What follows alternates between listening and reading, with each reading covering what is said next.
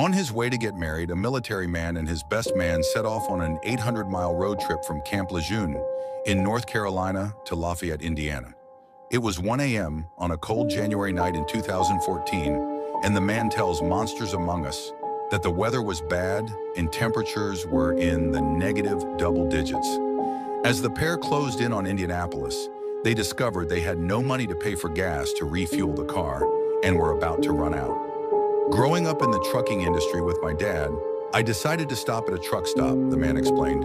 But because the main interstates were shut down due to the weather, they had to get off the highway and search for a truck stop along the back roads instead. We found a smaller truck stop. It had one truck, and it was just kind of strange.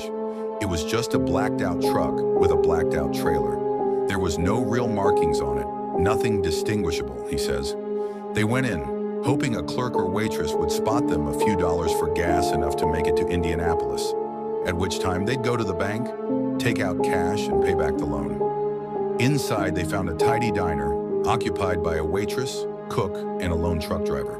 I went inside, talked to this driver, and he bought us a cup of coffee.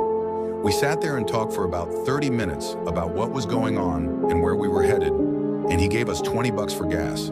I went outside, pumped our gas, came back in, and I told him, "Hey, I really appreciate it. I'll be back."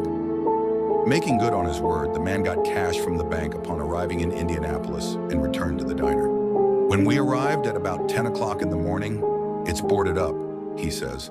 It looked like it's been abandoned for years and the truck's gone, but we had just been in there. They pulled in anyway and found a police officer parked in the lot. They explained what happened just hours before, to which the cop chuckled and replied, "Oh, you met the ghost of three." So, two military members converse, had a cup of coffee with, interacted with, three people at a diner that had a fuel pump. "I got $20 worth of gas," says the man. "When I came back, it'd been boarded up for, if I remember correctly, the cop said it had been boarded up for the last 25 years.